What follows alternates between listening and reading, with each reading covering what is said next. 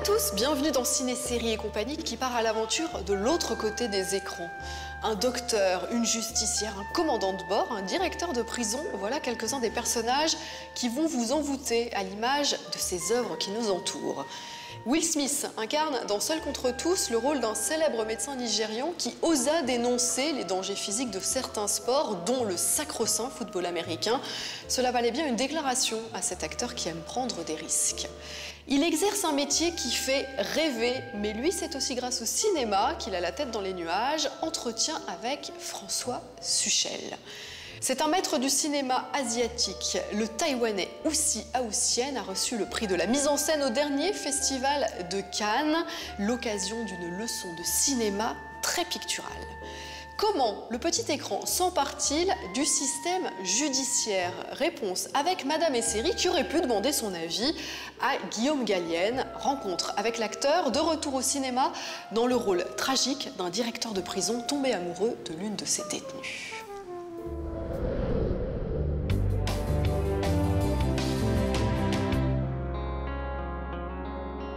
C'est un acteur féminin qu'il incarne à la Comédie Française, la sulfureuse Lucrèce Borgia, où raconte au cinéma son enfance troublée par une mère qui le rêvait en fille. Guillaume Gallienne recherche la mise à nu. Mais dans le film, éperdument, c'est la virilité qu'il explore, celle d'un directeur de prison amoureux d'une détenue incarnée par l'animal Adèle Exarchopoulos. Un rôle de mâle dominé avec toujours cette délicatesse de jeu aux mille nuances. 2 ans après les 5 Césars qui récompensaient les garçons et Guillaume à table, à quoi rêve donc Guillaume Gallienne? D'après vous, qu'est-ce qui fait qu'on tombe amoureux de quelqu'un? Vous y croyez au destin? Paraît qu'on récolte ce que l'on sème. Alors je dois mériter tout ce qui m'arrive. Alors c'est quoi le problème? Vous. Guillaume Gallienne, je me demandais ce que vous aviez ressenti autour de ce personnage. Est-ce que vous l'avez trouvé très mal, pathétique, dominant, dominé? Je l'ai trouvé mystérieux. Je l'ai trouvé... En fait, une des raisons pour laquelle j'ai accepté ce film, c'est que il me posait plus de questions qu'il ne me donnait de réponses. J'ai trouvé ça très intéressant de plonger dans une aventure sans prendre de décision finalement au préalable sur le personnage et de me laisser avoir par l'histoire et par ma partenaire. Après, ce qui est intéressant, c'est jusqu'où le type est prêt à aller, quoi, parce qu'il devient inconséquent à un point dingue. Vous savez qu'on est la seule prison en France à faire ça? Dans toutes les autres maisons d'arrêt, les prisons majorées, toute incarcération est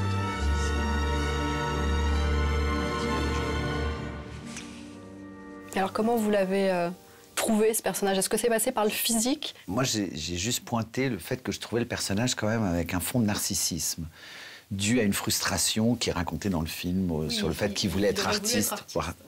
Et qui se traduisent par cette espèce de look où on sent le mec qui aimerait ressembler à Keanu Reeves, mais qui n'y arrive pas complètement.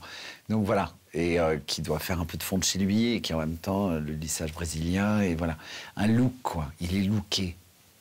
Ce qui, en effet, pour un directeur de prison, ça peut surprendre, et en même temps, c'est des clichés, et j'aime bien aussi les casser, les clichés. Tu me gonfles avec ton complexe à la con. T'es fils de garagiste, directeur de prison, t'as une fille et une femme qui t'aiment. Ça te suffit pas? Qu'est-ce qui te manque? Sauver une minette pour te sentir beau et fort, c'est ça ton œuvre d'art? Vous vous attachez à tous les personnages que vous incarnez? Ou il y en a que vous observez avec une forme de distance? De toute façon, je les observe avec une forme de distance, quoi qu'il arrive, mais pas pendant que je tourne. Je savais que de toute façon, avec Adèle, elle a un tel lâcher-prise et une façon de travailler qui est tellement sur l'instinct et l'instant que je me suis dit, je vais me laisser bouffer. Et c'est l'histoire, il faut que je me laisse bouffer. Et vous avez accepté facilement de vous laisser bouffer? Ah oui, oui, complètement. Oh oui, oui, je voulais. Oui, oui, j'avais envie. Je savais qu'Adèle m'emmènerait justement dans un lâcher-prise plus animal. Doucement, doucement. Pardon.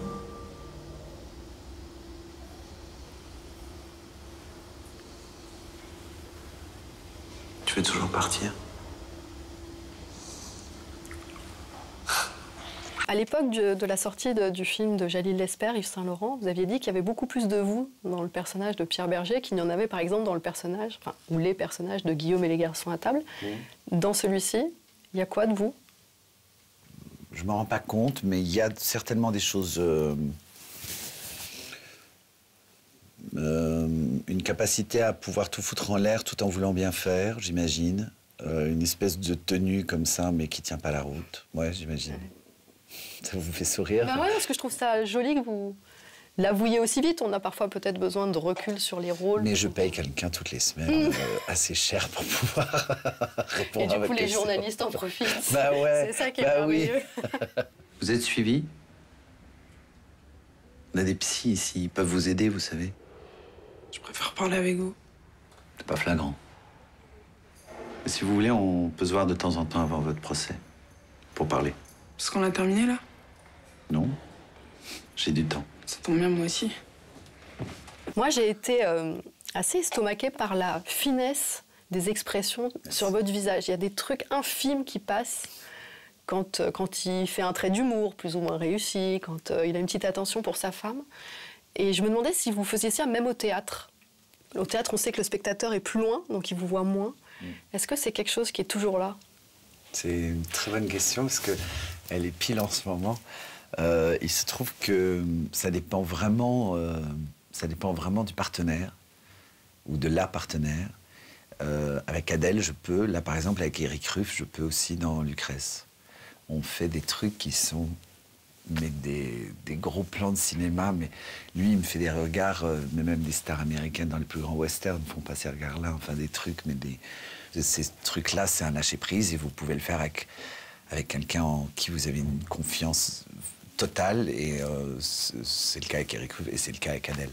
Après le succès de Garçon avec Guillaume à table, est-ce que ça a été trop, 5 Césars? Est-ce que vous avez eu besoin de digérer tout ça? Je crois que vous avez tout refusé pendant un long moment, quand d'autres, certainement, auraient pris des brassées de scénarios. Celui qui, moi, m'a touché personnellement, c'est Meilleur acteur, où là celui-là, je l'ai accepté volontiers. Je me suis dit, quel plaisir, ça m'a vraiment fait un plaisir immense d'être reconnu par mes pairs comme ça. J'ai besoin de ça, j'ai toujours eu besoin de ça. C'est pour ça que je suis au Français. Enfin, j'aime cette transmission-là. Bon, le reste, pour moi, il revenait au film. Donc, à tous ceux qui l'ont fait.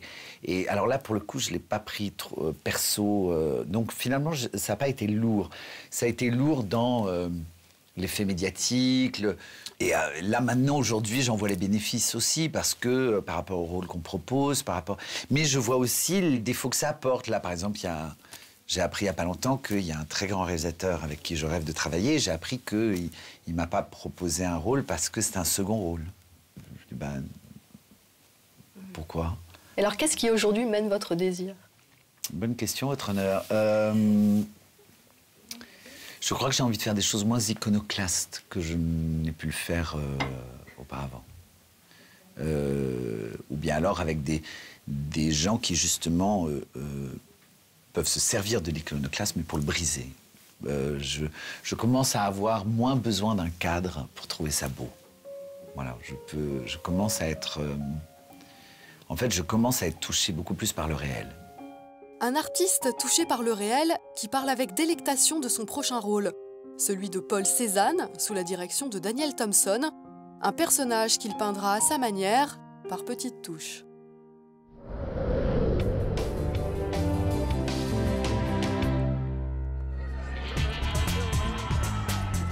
Cher Will Smith, alors là, vous m'avez bluffé.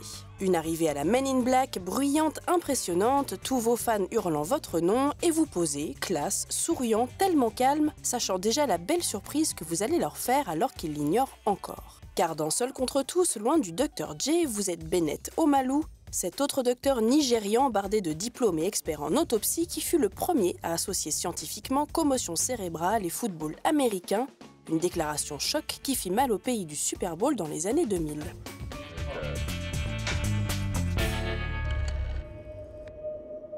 My God. I think I found a disease that no one has ever seen before. They used the head as a weapon. You know, there's a lot of really powerful ideas in this film. At the end of the day, you're going to laugh, you're going to cry. You know, it's a story about a beautiful man who suffered to bring the truth to an America that he loved. I played him in a movie, but he actually lived through and you know, suffered through the pain of these experiences. So from a young boy growing up during an air raid in Nigeria to a story in Hollywood being made about his life, a part of his journey in that way. It's the type of thing that's very rare. It's a real-life story that lends itself perfectly to cinematic structure. Dans le film, votre physique a changé, mais pas seulement. Vous avez aussi dû travailler un accent nigérian et une diction particulière, une posture un peu maladroite, un charisme naïf mais pugnace. Vous êtes littéralement entré dans la peau du véritable Dr Omalu présent sur le tournage. Sir, I am not done. History laughs. If you continue to deny my work, the world will deny my work. But men, your men, continue to die. Their families left in ruins. Tell the truth. Tell the truth. Bien sûr, je me dis que la transformation physique a d'abord attiré l'acteur que vous êtes, mais sans doute aussi la dimension spirituelle de l'histoire. Mike, I can't do this alone. I need to tell the world what happened to you. When I'm watching him perform the autopsy, he's talking to the body as if it's a live patient. It's a little disconcerting at first, but it's a really beautiful thing. And you know, he has a wonderful sixth sense about trying to figure out how a person died. The dead are my patients. I treat them with respect. But you have to talk to them? Part of the beauty of Bennett's story is that it does have mythological and biblical proportions to it. As an actor, it's a very rare occurrence that you take a true story that has that kind of mythological shape to it. You know, when you embody those types of things, and it's like, it's ecstatic for an actor. It's David and Goliath, but it played out in real life in a way. It's the way you would write it if it were a fantasy. What do they want? The NFL wants you to say you made it all up. I made it up. They're accusing you of fraud. If you retract, you'll be fine. This all goes away. Why are they doing this? They're terrified of you. I wrote this movie for Will. There was never anybody else in my mind, from the first word to the last word.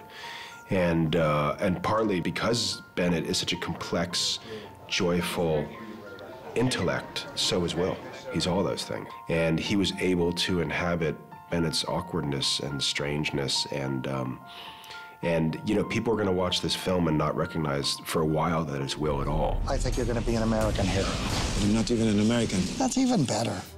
L'histoire d'un homme qui a donné de sa vie pour apporter aux autres, l'histoire d'un homme qui a suivi son supérieur comme un modèle absolu et qui s'en est inspiré pour grandir aux États-Unis.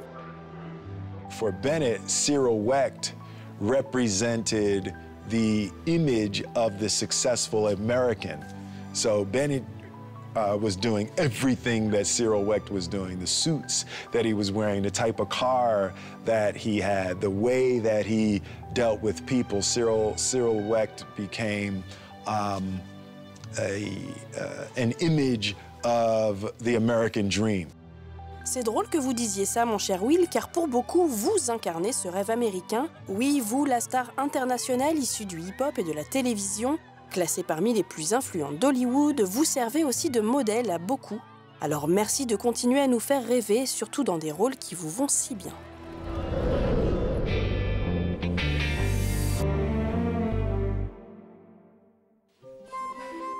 Chaque semaine, nous parlons cinéma et séries avec une personnalité passionnée dans l'extra interview.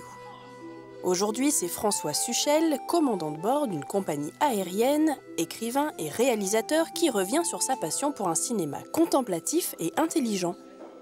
Celui qui a fait tant de fois le tour du monde s'aide du cinéma pour mieux le comprendre et laisse pour le moment la série à ses filles. Il nous raconte.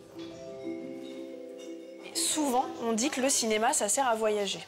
Et vous, c'est votre métier de voyager. Du coup, le cinéma, ça vous sert à quoi ? Ouais, c'est une bonne remarque. Moi, c'est vrai que le cinéma que j'aime, c'est du cinéma où il y a un regard d'auteur.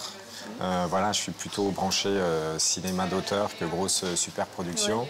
Ouais. Et ça tient peut-être aussi à ma fibre artistique. J'aime bien l'écriture, la photo, et donc moi j'aime bien voir une patte de réalisateur qui nous emmène en effet dans un voyage qui est son film, mais aussi son univers. Ça veut dire que vous suivez des réalisateurs en particulier ? Les frères Cohen, par exemple. Bon, j'adore Tarantino, même si son dernier film, j'ai pas trop aimé. Voilà, ce genre de réalisateurs qui ont une patte vraiment personnelle, quoi. Généralement, j'aime bien les films qui ne sont pas forcément très bavards. J'aime bien un univers visuel. Avant de venir, j'ai réfléchi un petit peu aux films que j'avais beaucoup aimés. Enfin, c'est des films un peu vieux, mais qui m'ont marqué. C'est Sailor et Lula, par exemple, de David Lynch. Et qu'est-ce que j'ai beaucoup aimé, Breaking the Waves. Voilà, pour moi, c'est vraiment des films majeurs. C'est ce cinéma-là que j'aime bien. Ça vous est venu quand, votre appréciation du cinéma? Ça s'est passé comment? Grâce à qui? Je ne saurais pas vous dire. J'ai pas de... Vous n'avez pas de souvenir d'un dimanche soir devant la télé? Quand j'étais enfant, on regardait assez peu la télé. Et maintenant, même au jour d'aujourd'hui, moi, je regarde jamais la télé, quoi. Ah, ça veut dire que vous ne regardez pas de série, même encore aujourd'hui. Voilà. J'ai ma petite anti-sèche, parce que j'ai quand même demandé à ma fille, parce que mes enfants, eux, enfin surtout ma fille, mes deux filles, elles regardent pas mal de séries, donc elles sont vraiment dans leur génération. Vous regardez jamais, vous vous asseyez jamais un peu pour voir jamais. Ce qu'elles regardent avec elles, échanger Non, parce que je m'ennuie assez vite, en fait. Ah oui? Qu'est-ce qu'elles regardent? Qu'est-ce qui peut vous ennuyer Alors, eux, ils regardent, elles regardent, je sors ma petite sèche, Game of Thrones. Everyone is mine to torment.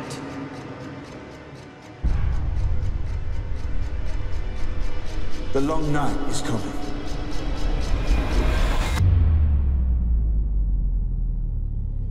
And the dead come with it.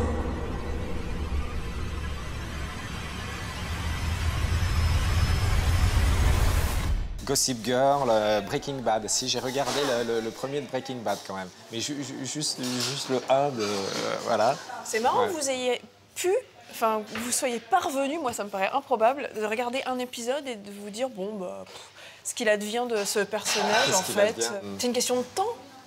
Exactement, c'est une question de temps. On a une vie où le temps passe vite, j'ai beaucoup d'activités, beaucoup de projets, et après, c'est simplement une question de choix. Ça va peut-être vous choquer, mais souvent, j'ai un peu l'impression de perdre mon temps, moi, devant la télé.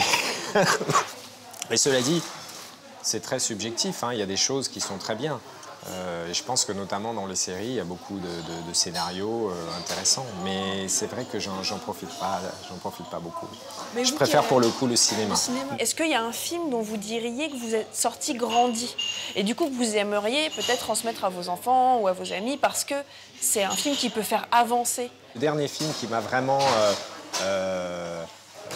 bougé, voilà, c'est plutôt un film un peu historique, c'est 12 Years of Slave.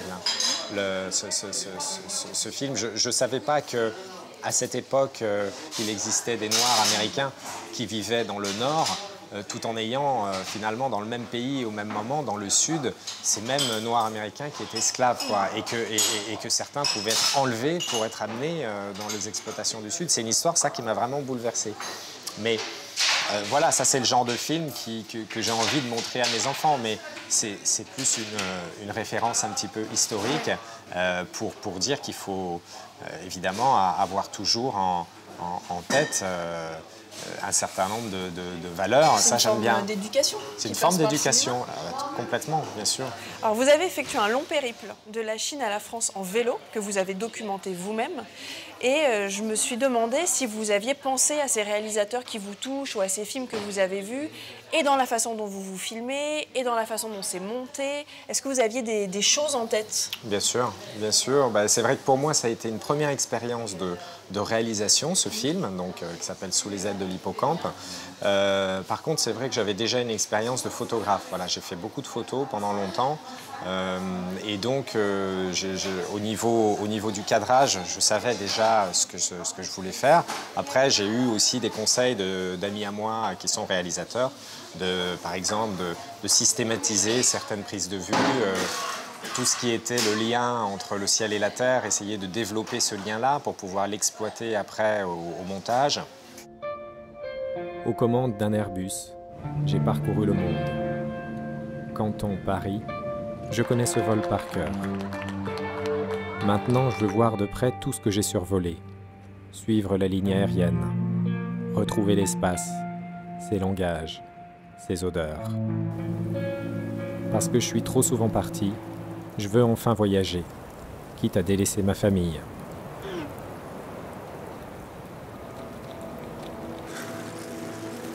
Quand on a monté le film, bon, j'étais pas tout seul, hein, j'étais accompagné, j'avais un monteur, voilà, j'ai essayé de regarder d'autres choses, et notamment Alain Cavalier qui a fait par exemple le film Le Filmeur, où il n'y a quasiment aucun dialogue et que c'est simplement du montage pur, une succession comme ça de plans qui peuvent paraître un peu... comment dire, pas forcément liés les uns aux autres, mais le fait de les mettre bout à bout, ça construit une histoire, et ça, j'aime beaucoup. Mais je pense que votre métier vous rappelle, ce que nous, on oublie peut-être un peu trop, c'est la cinématographie du monde. Oui, tout à fait. Bon, après, le cinéma, enfin, les séries, c'est pareil, c'est aussi l'art de raconter des histoires. Il n'y a pas que cet aspect... visuel, voilà, contemplatif, etc. Moi, c'est vrai que je suis assez porté là-dessus, mais raconter une histoire, c'est tout un art. Hein. Et François Suchel maîtrise celui de raconter ses souvenirs et les petits secrets de son métier de commandant de bord, réunis dans son dernier ouvrage.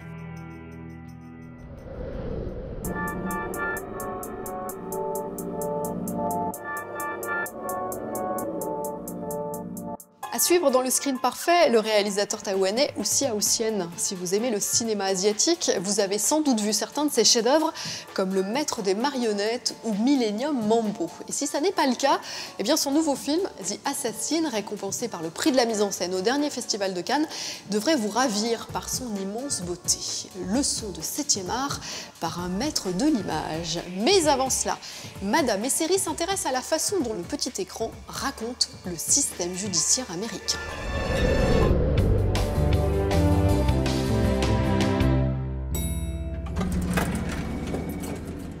Welcome to Lockhart, Agos & Lee. As you probably know, we are an all-service law firm with a rich tradition. Il fut un temps où, à la télévision, la justice faisait rêver. Le public américain a longtemps soigné ses peurs et ses angoisses en suivant les exploits des héros du petit écran, policiers, avocats et juges, grands défenseurs face à la brutalité de ce monde. Mais l'Amérique n'est pas dupe, et elle a trouvé dans les séries un lieu de décryptage de la vie, la vraie, celle dans laquelle les héros n'existent pas. All rise for the Honorable Judge Hal Ferris. Angry faces. Looks like fun. Fire away. Alors le message délivré par le petit écran a changé radicalement. Can you say why America is the greatest country in the world? There is absolutely no evidence to support the statement that we're the greatest country in the world. We're 7th in literacy, 27th in math, 22nd in science, 49th in life expectancy, 178th in infant mortality, 3rd in median household income, number 4 in labor force, and number 4 in exports. We lead the world in only 3 categories: number of incarcerated citizens per capita, number of adults who believe angels are real, and defense spending. So when you ask what makes us the greatest country in the world, I don't know what the fuck you're talking about. Cette semaine, Madame Esseri s'intéresse à la rupture amoureuse entre les Américains et leur système judiciaire et à la façon dont elle s'observe dans la série, qui a pris le relais du documentaire en traitant le sujet de manière frontale. I am so fed up with the apologies, the mistakes, every step of the way. L'an dernier, le plus grand network américain, ABC, lançait American Crime, un drama puissant et terriblement honnête. La série analyse en profondeur les conséquences d'un crime et la façon dont il est vécu par tous les humains impliqués et impactés et dont il est traité par la justice. Do your jobs. Et si depuis toujours, les chaînes câblées jouent le jeu de la vérité, tandis que les hertziennes s'emploient à mettre en scène un monde idéal dans lequel le méchant est toujours arrêté à la fin, cette époque est révolue. American Crime dit la vérité, toute la vérité, rien que la vérité, et elle appuie là où ça fait mal. The prosecutors, the police, they are... If I thought they were incompetent before... À l'inverse des séries procédurales dont l'issue est le dernier mot prononcé durant un procès, avec semaine après semaine un nouveau cas, les séries contemporaines s'attardent sur l'avant, le pendant et l'après d'un drame avec le même intérêt et la même intensité. Ce sont les humains qui sont au cœur du sujet, pas l'action. Do you remember that feeling when the police had no answers for us? When the defense dragged us through the streets? I know. I live with that every day. It's still with me. The bang of the gavel when they gave that man 15 years. Désormais, les juges démissionnaires et la lenteur du système ne sont plus ignorés et la perte de confiance des citoyens envers les institutions est manifeste. What's going on? Where is he? He's not scheduled for this judge. You said he had an Sometimes appearance. they shuffle cases, depends on the judges in session, the number of dockets. After what they say he did, they're just going to shuffle his case. Are they playing games? I don't know. Le désenchantement est tel que les rôles se renversent et la loi peut se retrouver sur le banc des accusés. When you wrongly accused my brother of murder, you let his girlfriend go. Now she's confessed, but you keep him locked up. Where's your boss? Where's Soderbergh? I don't like being dumped off on the B team. Every aspect of this case. He can't even look us in the eye. He had to get you to do it? We want my brother fully exonerated. We want him released right now. You understand there's going to be civil action against this office. Comme American Crime Story, qui revient sur le procès de O.J. Simpson, dénonce le traitement des minorités par la justice, mais aussi par la police. Whenever I see a black man being chased by armed officers, my guard goes up. With all due respect, this is a possible killer who fled from the police. Innocent until proven guilty. If the LAPD is involved, we should let history be our guiding principle. Time after time, the police shoot first and offer sloppy apologies afterwards. 30 years ago, a young man named Leonard Detweiler was driving his pregnant wife to the hospital. She was about to give birth to their child. And that very same LAPD saw a black man driving too fast. And they did what they do. They shot and killed him. Rectify, quant à elle, s'inquiète des erreurs judiciaires en racontant l'histoire de Daniel Holden, qui a passé 18 ans en prison avant de voir sa condamnation remise en question grâce à de nouvelles preuves ADN. Pour autant, son avenir ne s'éclaircit pas et son droit de vivre comme un homme innocent n'existe plus. Sa vie est une longue négociation. The district attorney has informed me that she's prepared to offer you a plea deal. It would be time served, plus 10 years. I think I can negotiate that down to 5. Would they go for 3? We could try. How about 2? Sure. See, Samantha, it is a game. Déjà en 2002, David Simon, grand observateur de la société américaine, interrogeait le fonctionnement du système judiciaire de son pays, et c'était Omar Little, justicier dandy de The Wire, qui jetait le premier pavé dans la mare. Why should we believe your testimony then? Why believe anything you say? That's up to y'all, really. You say you aren't here testifying against the defendant because of any deal you made with police. True that. That you're here because you want to tell the truth about what happened to Mr. Gant in that housing project parking lot. Yep. When in fact you are exactly the kind of person who would, if you felt you needed to, shoot a man down on a housing project parking lot and then lie to the police about it, would you not? Hey, look, I ain't never put my gun on no citizen. You are amoral, are you not? You are feeding off the violence and the despair of the drug trade. You're stealing from those who themselves are stealing the lifeblood from our city. You are a parasite who leeches off Just like you, the culture of drugs. Excuse me? What? I got the shotgun. You got the briefcase. It's on the game though, right? Dans les séries comme dans la vie, la justice est donc un voyou comme les autres.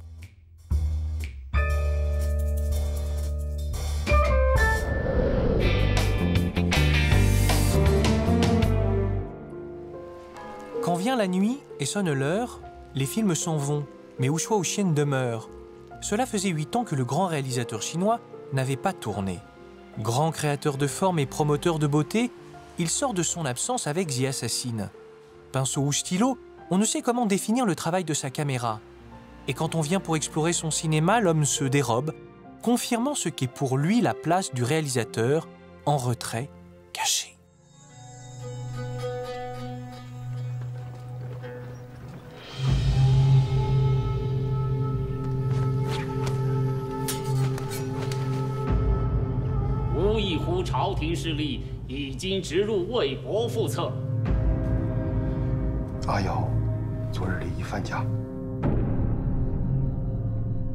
Bonjour Wu Shuaoxian, votre film The Assassin a reçu le prix de la mise en scène au dernier festival de Cannes. C'est quoi pour vous la mise en scène? 就是要把电影拍出来嘛，很简单，要把电影拍出来，所以你要注重到所有的细节，包括画面，包括场景，包括服装，包括造型，所有的，还有包括你用的演员，你为什么用这个演员，全部都在里面，包括剧本。整个过程你有，因为你在写剧本，在写剧本的时候就有一个想象，然后到搭景的时候你要去看。 这个景搭出来怎么用？譬如说是光线从哪里来？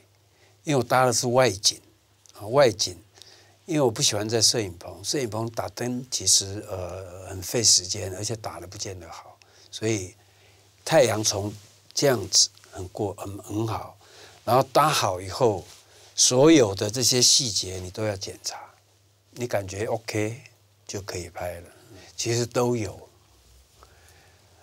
包括角色，就是包括演员嘛，演员的状态你要去非常清楚，然后他们的装扮你感觉好不好，对不对？然后还有就是光线和整个打灯出来的这种气氛，对不对？所有都要决定，决定完了以后才开始拍。按我江玉珏分赐了违约有期。 名为贺礼，是有婚约信物的意思。罪无可逭，为我刺其手，无实之决。 Quand on voit la beauté formelle de vos cadres Wu Shuaoxian, on se demande si votre mise en scène est plus proche de la peinture ou de la littérature, tellement vos cadres semblent être écrits. 你有一种判断，你感觉现场。 跟前面可能会跟他们讨论，做出来，假使有不好的会调整。我感觉 OK 了，整个气氛、光线什么都 OK 了，演员的所有的状态都好了。然后我是一场戏是整个拍下来，我不会去分镜头，不会，我是拍 master shot， 每个镜头都是 master shot， 最后剪接的时候再来决定。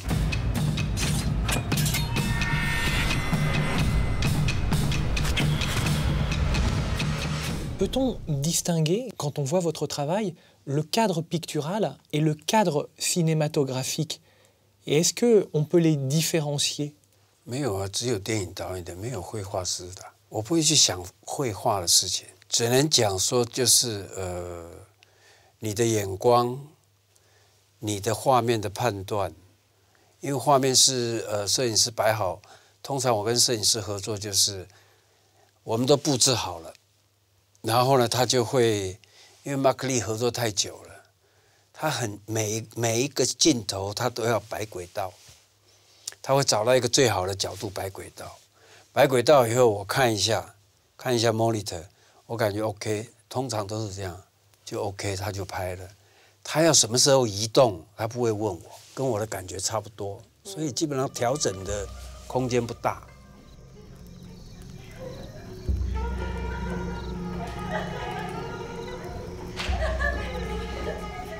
演员没有rehearsal这件事，直接拍，因为他们看了剧本，所以你看，直接拍有个好处，他们直接就投入。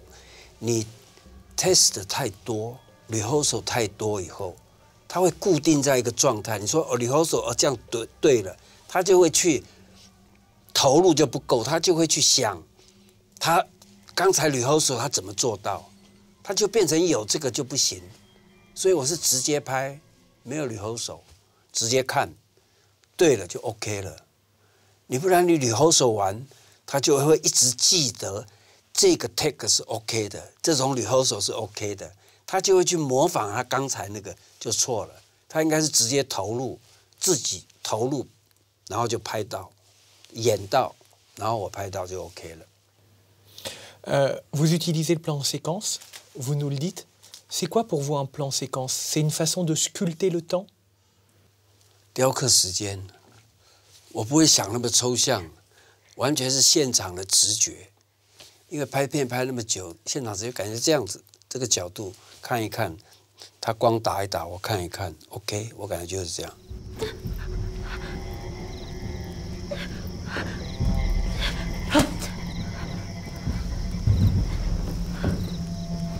你感觉这样子不错，这个也拍一个，那个不错，可能也会拍，就像这个一样，因为那个是 Magic Hour， 所以它那个光很不错。有时候马格丽会建议说，那要不要拍一个这种，哦，然后最后的判断完全在剪接的时候。Wuxian, il y a très peu de gros plans dans votre film et dans votre cinéma, surtout dans ce film-là. Est-ce que les gros plans, vous trouvez ça trop intrusif?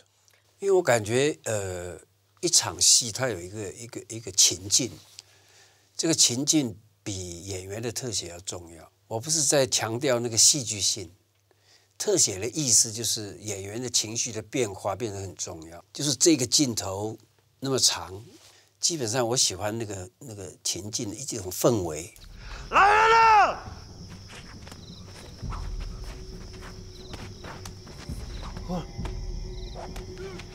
我。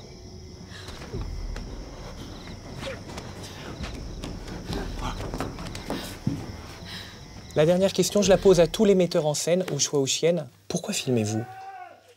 因为我只会拍电影，我只会拍电影，因为从很年轻就决定了，所以你只会拍电影。当然我也会写东西，但是我感觉写东西对我来讲不够，我喜欢拍电影。